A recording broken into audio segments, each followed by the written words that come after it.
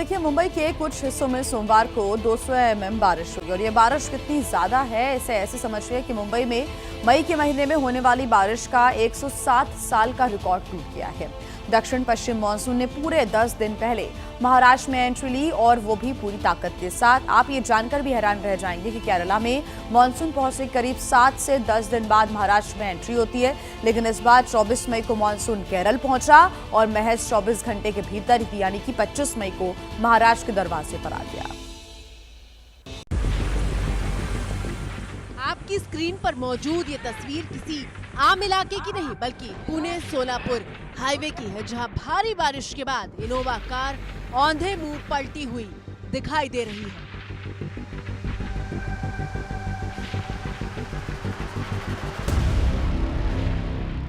चार दिन की बारिश के बाद हाईवे डूब चुका है और यातायात पूरी तरह से ठप है। बारिश इतनी विकराल है कि उसके सामने पूरा सिस्टम बौना दिख रहा है। रायगढ़ के करजत से आई अगली तस्वीर देखिए। दिन के वक्त भी बादलों ने अंधेरा कर रखा है, बिजली चमक रही है और रास्ते पर पानी का कब्जा हो चुका है। दहिवली नदीवरून पाणी जाणं चालू झालं आहे।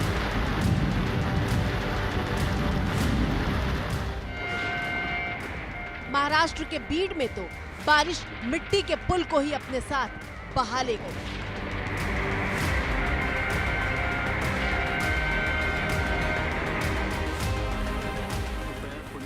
महाराष्ट्र के सतारा से आई इन तस्वीरों को देखकर एक बार तो यकीन ही नहीं होता कि मई महीने में बाढ़ के हालात पैदा हो गए हैं।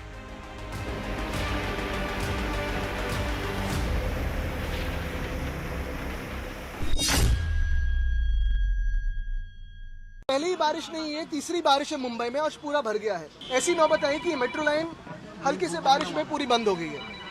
इस पे क्या भ्रष्टाचार है वो लोगों के सामने तो आना ही चाहिए। लेकिन आज देखें मुंबई के रास्तों के हाल देखें। बैंड्रा वेस्ट तो पूरा खोद के रखा था, वैसे ही सारी मुंबई खोद के रखी है।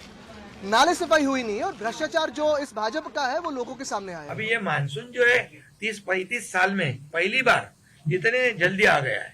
थोड़ा तो तकलीफ तो हुई है, लेकिन ये टीका टिप्पणी करने वालों ने 25 साल क्या किया? नाले सफाई शुरू है, 100% हो जाएगी। जहाँ पानी भरेगा, अगर ठीक से काम, पैसा तो हम देते हैं नाले सफाई को, तो उसे काम कराने की जिम्मेदारी अधिकारी की है, तो उसको भी हम जिम्मेदार पकड़ेंगे।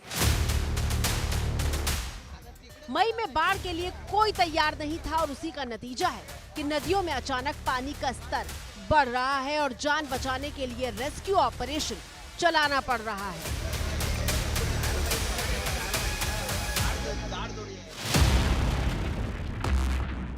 रेस्क्यू ऑपरेशन की ठीक ऐसी ही तस्वीरें कर्नाटक से आई, जहां एरागुंडी झरने के पास 5 पर्यटक फंस गए थे। जब गए तो नदी में पानी कम था, लेकिन अचानक पानी का स्तर बढ़ गया और फिर बचाव अभियान चलाकर 5 पर्यटकों की जान बचाई गई।